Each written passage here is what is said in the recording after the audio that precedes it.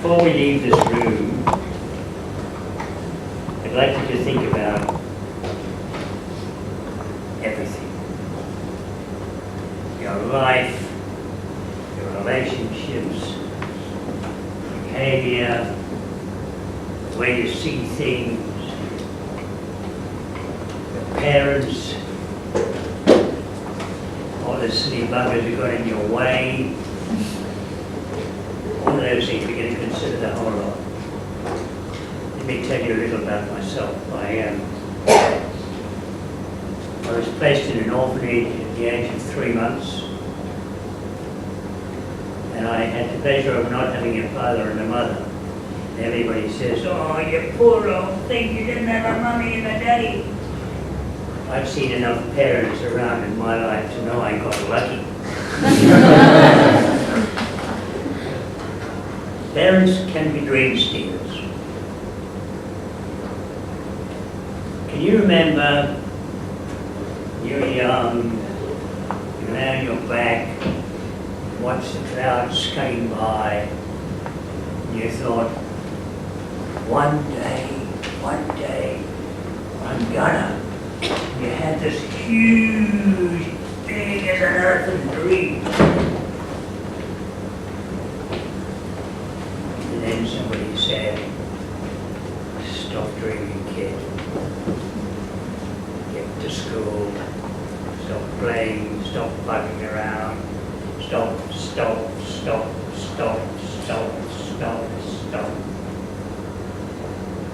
I know a very famous psychiatrist, children's psychiatrist, and he says the time a child is 5 years old, they have 700 yeses from their parents and 70,000 no's.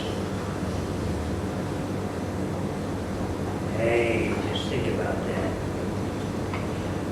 By the time you're 5, you've been totally, completely programmed negatively. You haven't been told what you can do, but you sure have been told what you can't. Now today, kiddos, you're going to be deprogrammed. Because I am a dreamer. I believe that if you can dream it, you can do it. You can dream it, you can do it. It is a thing called neuroplasticity. This is not just some old fast mumbo jumping here. It's about your brain. The brain will accommodate anything you want it to accommodate and start to expand in that area. In other words, if you want to be a doctor and you study medicine, that part of your brain that works there would actually grow larger. Actually does, physically grow larger. It's called neuroplasticity. It was discovered 2 years ago. It means that if you have a dream, and providing you've got the guts, and the fortitude, and the determination to achieve it, I promise you, I absolutely promise you, you can do it. You can do it.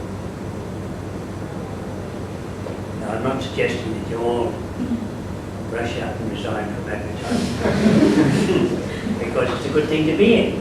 It has skills, it has trainings, and if you're in creative, it is the finest way there is to be trained to be a writer, by the way. It's the finest way there is to be trained to be an artist, in a way.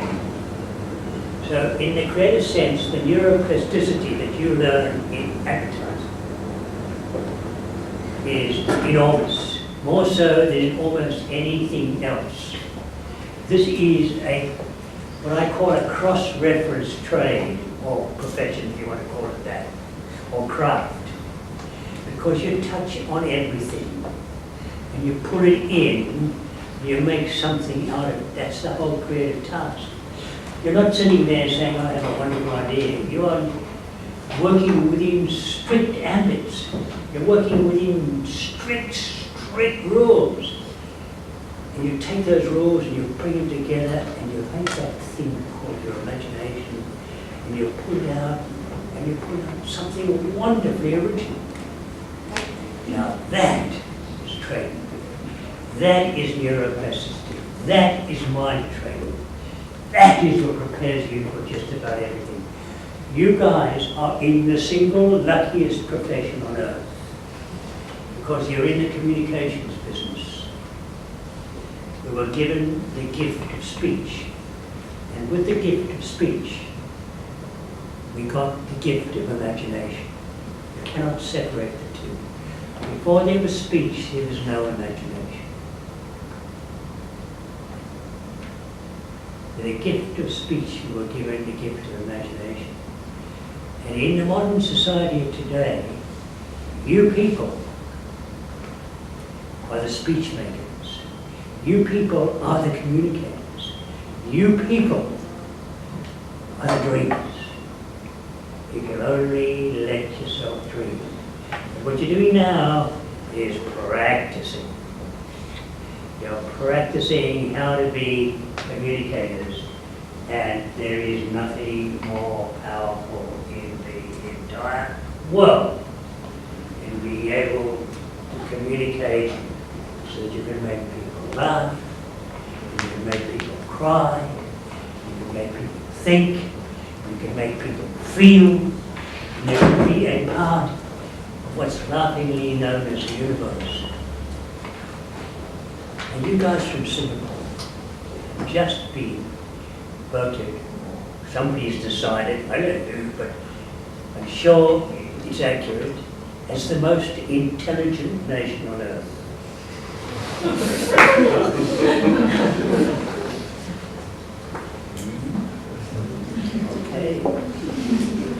Okay, smart asses.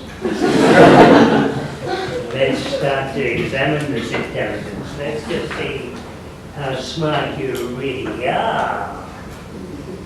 Because I'll get you. Okay, smartest people on earth. It's called learning. It's measured on the basis of what you know and not on the basis of what you feel. You are the smartest, dumbest people on earth. Because you have forsaken your emotional intelligence. It is all about qualifications. In this week's Economist magazine, there's an article about Singapore. And they say the mantra for the average, upwardly mobile, middle class, 20 plus Singaporean, and darlings, that's you, is the 5 C's. Now, I didn't say this, the Economist said this. Cash, C number 1. Car, C number 2. Credit card, C number 3. Condominium, C number 4. Country club, C number 5. That is the aspiration, according to this week's Economist, of the Singaporean population. Let me tell you something, kids. I've done all of that shit. Every single scrap of it. And it's bullshit.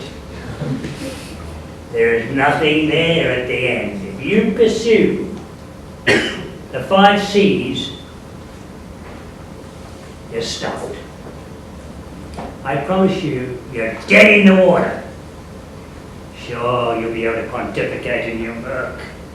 You'll go to the country club and you'll meet yourself there. What a shitbag you are. You'll have cash in the bank.